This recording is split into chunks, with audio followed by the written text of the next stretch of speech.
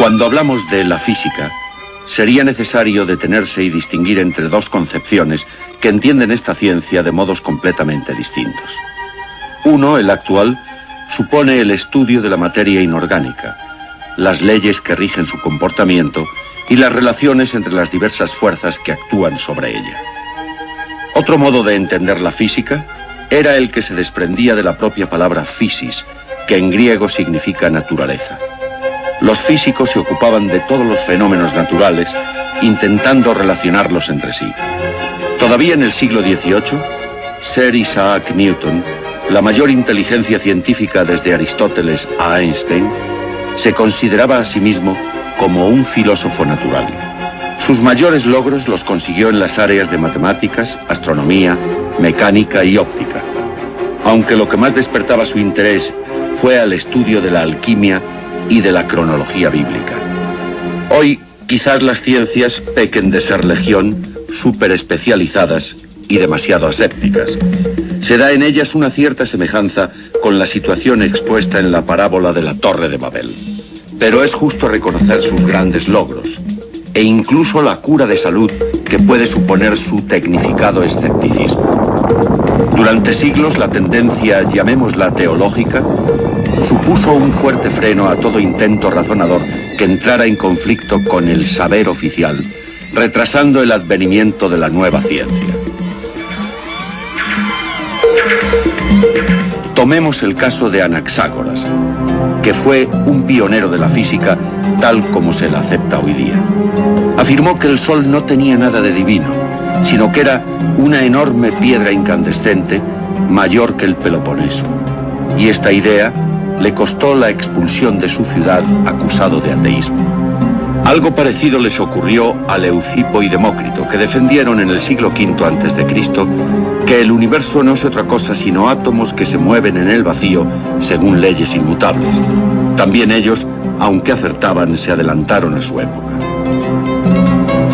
El problema que siempre subyace en estos episodios, muy frecuentes en la historia de la ciencia, es que los dos puntos de vista que entran en conflicto son indemostrables. Están basados en razonamientos, ideas y creencias, cuyo único soporte, hasta la moderna era científica, era este: el cerebro humano, su capacidad de reflexión. Y el cerebro, según determinadas teorías científicas, no es exactamente igual para todos. De hecho, ni siquiera sus dos hemisferios son equivalentes. En el lado derecho del cerebro residen los mecanismos del conocimiento intuitivo, no lógico, creativo o artístico. El lado izquierdo, al contrario, es el que se encarga del razonamiento discursivo, analítico, científico, racional. Y aunque todos disponemos de un cerebro con los dos hemisferios, siempre ha habido y habrá individuos que manifiestan un predominio de uno u otro hemisferio. Quizás los arquetipos que mejor hayan encarnado estos dos aspectos de la persona sean Platón y Aristóteles, aquí representados por Rafael en su célebre pintura La Escuela de Atenas. Platón es el defensor de la realidad trascendente, del conocimiento por intuición. Para él, las ideas son más reales que las cosas palpables, y el sentido de la vida no es otro sino la búsqueda de la verdad, el bien y la belleza, encarnadas en las cosas de este mundo. Aristóteles, en cambio, es más realista.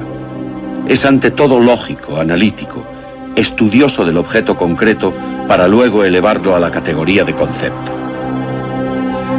Históricamente parece ser que predominó primero el cerebro derecho, el intuitivo, capaz de conocer las cosas porque sí, imaginándolas o sintiéndolas. Pero posteriormente fue haciéndose más presente el izquierdo, que en el fondo parece dar más seguridad al hombre. Actúa imponiendo una estructura racional, haciendo familiar el medio ambiente, clasificando y experimentando con las cosas de alrededor. Todas las personas tienen algo más de cerebro izquierdo o de derecho, parece ser, pero lo mejor sería que ambas tendencias caminaran juntas, como lo presenta Rafael en una integración que no destruye, sino al contrario, a ninguna de las partes. Quizás solo sea un problema de dar a cada una de ellas lo que en rigor le pertenece. En los casi 1000 años de predominio cultural islámico, Las dos tendencias lograron caminar juntas durante bastante tiempo. Los musulmanes habían ocupado rápidamente todas las áreas que vivían bajo la influencia de la civilización griega, Siria, Palestina y Egipto. Allí vivían los últimos sabios griegos procedentes de las escuelas de Alejandría, clausurada por Justiniano unas décadas antes de la expansión del Islam. Ahora eran cristianos, pero la cultura greco-helenística sobrevivía aún incorporada en la teología cristiana. Los padres de la Iglesia son griegos de Alejandría, Antioquía o Capadocia. Eusebio de Cesarea, San Gregorio Nacianceno, Nemesio de Éfeso y tantos más exponen las ideas principales del neoplatonismo. Otros, como San Juan Damasceno, son una síntesis viviente del pensamiento cristiano y el aristotelismo. Con todos se relacionó el naciente Islam, buscando en ellos cuanto de verdadero y útil pudieran transmitirles.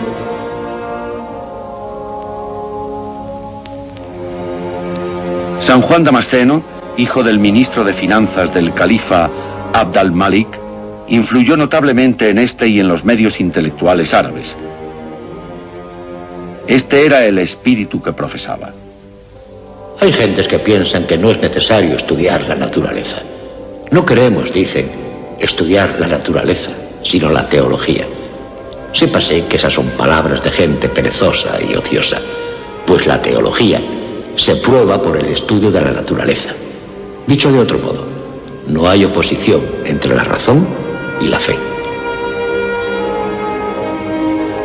Este postulado resume con exactitud la posición generalizada en los primeros siglos del Islam. Los musulmanes vencedores no solo no destruyen el patrimonio cultural de los pueblos vencidos, sino que supieron integrarlo con amplitud de miras, preparando así el florecimiento y la irradiación de su propia cultura. Una cultura inspirada en todos sus aspectos por la visión unitaria del Corán. Una de las características esenciales de la ciencia árabe es la de la interdependencia de las ciencias. No hay separación entre las ciencias de la naturaleza, ciencias de lo visible, y la teología y las artes. No hay compartimentos estancos. Esto es lo que explica la gran cantidad de genios enciclopédicos que produjo el Islam. Encontramos un Leonardo da Vinci en la tradición occidental, mientras que decenas de pensadores árabes como Al-Kindi, Avicena al-Razi o Al-Biruni sobresalen a la vez en medicina, matemáticas, teología y geografía, y muy frecuentemente en poesía como el matemático Omar Khayyam o el filósofo Ibn Arabi. La sabiduría que proviene de la fe integra todas las ciencias en un conjunto orgánico, porque todas ellas tienen como objeto un mundo que en su totalidad es una teofanía, una revelación de los signos de Dios. Se pasa así sin ruptura de la escuela coránica a la medersa, casi siempre vecina a la mezquita, y que es la auténtica universidad islámica.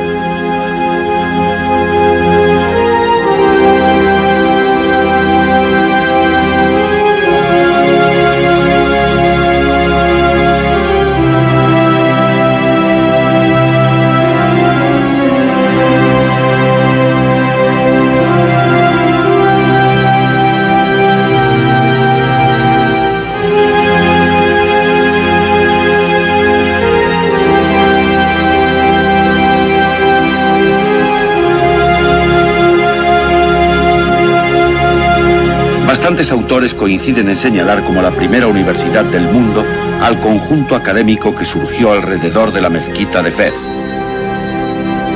la Qarawiyya.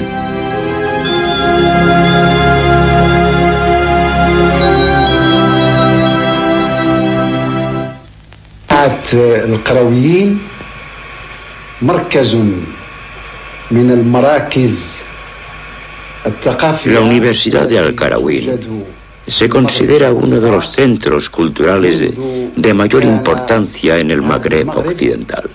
بعد الفتح الإسلامي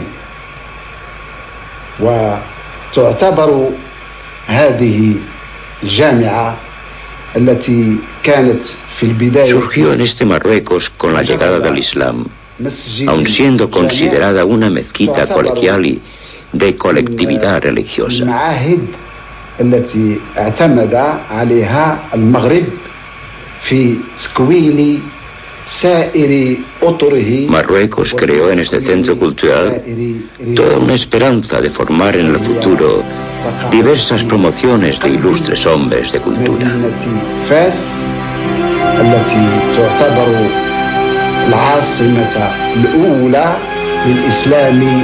Esta universidad que reposa en el corazón de la ciudad de Fez. هذا لم يكن من الصدفة أن تلعب هذه الجامعة دورا مهما. Fez se considera por su importancia la primera capital del Islam en estas tierras y cuna de Al-Qarawiyyin.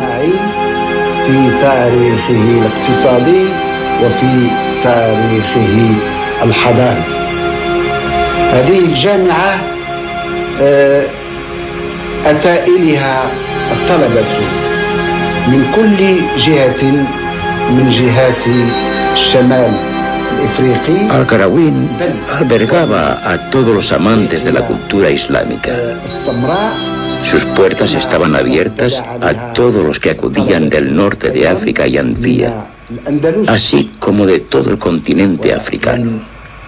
تقتصر مهمتها على المنتسبين للإسلام ولكنها كانت Su misión no se limitaba para recibir solamente a los estudiantes musulmanes, sino que de forma indirecta funcionaba para que pudieran acceder a su ingreso todos aquellos estudiantes de otras religiones, citando principalmente en las filas que acudieron a esta universidad el Papa Silvestre II, Andrea, Glinar, Goulart, وأندري وغوليوس. الحديث عن القرويين يتطلب منا أن نشير إلى مكتبة El índice de comentarios sobre Al-Qarawiyyin nos conduciría a señalar la riqueza de importantes ediciones que contiene la biblioteca de Al-Qarawiyyin.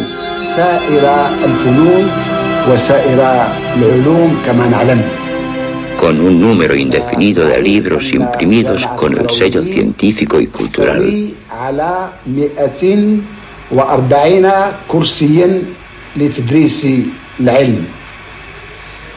Así como 140 ilustres profesores que ejercen sus deberes, no solamente para una formación de estudiantes a una enseñanza religiosa de forma absoluta, sino que dentro del programa de asignaturas existen otras del que se requiere en la actualidad, con métodos actualizados. ليس دين مسجد فقط أو عبادة فقط ولكنه أيضا دين. Esto significa que el Islam no se define solamente como religión para los creyentes, sino que forma parte en base de una formación en la vida cotidiana de los musulmanes. ليس فقط كتب التوحيد وليس فقط كتب الدين ولكن أيضا. Por ello, queda patente la constancia en el programa de la enseñanza de esta universidad, que además de figurar las asignaturas de la religión, existen entre otras como la astronomía, medicina, física, química, astrología, matemáticas, álgebra, arte, música, etc.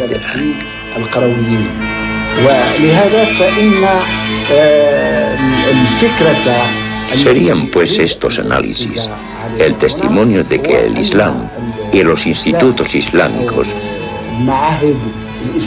no están limitados hacia una educación teológica, sino que también sus funciones están básicamente inspiradas y orientadas con fines científicos y culturales sin horizontes limitados. Al igual que la Qarawín, surgieron otros importantes centros intelectuales por todo el Islam: Córdoba, Samarcanda o el Azhar, en Egipto, aún hoy en pleno funcionamiento. Es esta inspiración fundamental de la ciencia árabe la que la convierte en algo más que un eslabón entre el helenismo y la modernidad, una simple preparación para la ciencia occidental. Tomada en su espíritu, puede ayudarnos a romper con un cientificismo que pretende hacer de la ciencia el único valor absoluto, soslayando cualquier otro problema que no sea el de la eficacia y cualquier otro valor que no sea el del crecimiento y el poder. Lo que hoy se llama física se encuentra en las fuentes islámicas dentro de esa rama de la filosofía llamada filosofía natural, al-Tabiyyat, del mismo modo que en el siglo XVIII aún se llamaba en Europa a la física filosofía natural. Por supuesto, entre los musulmanes se encuentran personajes que llevaban a cabo experimentos a la manera de los físicos modernos, tales como Al-Biruni y Al-Hazen, gente que midió los pesos específicos de sustancias y minerales y que experimentó con la naturaleza de la luz. Pero la parte más importante de la física en el mundo islámico fue en realidad el estudio de la relación entre el mundo material, las otras regiones de la realidad y la filosofía. El desarrollo de una serie de metodologías para el estudio de la naturaleza que al mismo tiempo la relacionaban con el estudio de la metafísica y el mundo espiritual. En el campo ya más técnico de la física, los filósofos musulmanes criticaron la teoría aristotélica del movimiento e hicieron importantes contribuciones a la mecánica dentro de la historia general de la ciencia. Por lo que respecta al componente islámico dentro del mundo de la física, lo encontraremos en el hecho de que los musulmanes siempre estudiaron el mundo natural a la luz de su visión espiritual del universo, directamente derivada de la revelación islámica. A pesar de todo, también en el mundo islámico hubo escuelas, discusiones y personalidades diversas. Empedernidos aristotélicos como Avicena, quien sin embargo apenas hizo uso de la experimentación. Aristotélicos como Al-Biruni, que siempre se basó en la observación y el experimento. Expertos en el estudio de pesas y medidas como Al-Kazimi. Teólogos que se ven llevados a ocuparse de cuestiones de física como Al-Nazam y Al-Baqilani. Místicos iluminacionistas como Surawardi, que desarrollaron toda una física basada en la idea de que la sustancia del mundo es la luz, y personajes excepcionales como Averroes, gran cadí de Sevilla y después de Córdoba, ciudad de la que fue expulsado por considerar impíos sus razonamientos. La ley religiosa invita a un estudio racional y profundo del universo, pero la posición teológica más ortodoxa mantuvo que cada dominio tiene su sitio y su ocasión diferente. Por la religión, acercarse a Dios, y por la filosofía, contemplar el poder de Dios en el mundo. No son excluyentes. Dios ha trazado dos vías para llegar al paraíso, sea por medio de las dos o por una sola de ellas. Eran los atisbos de la eterna polémica y el anuncio de que comenzaba a separarse lo que hasta entonces había estado unido. Pero a pesar de sus diferencias, todas estas escuelas y autores tienen un importante rasgo en común. La filosofía natural islámica siempre buscó la imagen de un cosmos jerarquizado, en el que las cualidades de las cosas son más importantes que sus dimensiones o cantidades físicas, que su simple utilidad. Aún así, fueron numerosas las contribuciones árabes a la física, especialmente en las áreas de mecánica y dinámica. Conceptos sobre velocidad y gravedad del andaluz del siglo XII, Abenpace, aparecen en las obras de Galileo. Los comentarios de Averroes a la física de Aristóteles, que se propagaron por todas las universidades europeas, constituyeron la base de la reforma copernicana. Fueron aclarados importantes aspectos sobre el movimiento, los sistemas de fuerzas y el magnetismo. Quedaron plantadas las simientes que inmediatamente después recogerían los físicos renacentistas occidentales. Pero sobre todo, La contribución islámica de mayor importancia consiste en su apego a la visión unitaria y armónica del universo que subyace a un mundo en continua transformación. Esa presencia invisible se manifiesta en el encanto de los patios de la Alhambra, en los murmullos del agua de sus fuentes y sobre todo en los juegos de la luz captada, cautiva, radiante o filtrada a través de los 1000 rincones de su arquitectura, especialmente en el patio de los Arrayanes. De la galería opuesta a la Torre de Comares surge una visión que crea en nosotros el silencio de una realidad no visible, que trasciende la apariencia de las formas. El patio entero se enmarca en el gran arco, bordeado de minúsculas ondulaciones de estuco. En las impostas, cuajadas de estalactitas y cincelada con arabescos y versículos del Corán. En los capiteles de formas vegetales, volutas y flores entremezcladas. En las columnas estiradas como troncos de palmera, cuyos arcos serían las palmas. Más allá, el estanque. Llanura acuática a la que no altera el silencioso manar de sus fuentes. Su silencio inmóvil hizo que se le comparara a aquel mar de bronce del palacio del rey Salomón, tan perfectamente pulido y parecido al cristal que la reina de Saba levantó la orla de su vestido para que no pudiera mojarse.